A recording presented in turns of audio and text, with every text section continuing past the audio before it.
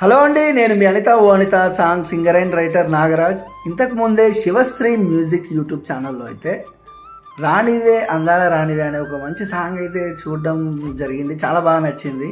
ఆ పాట అయితే మీకోసం.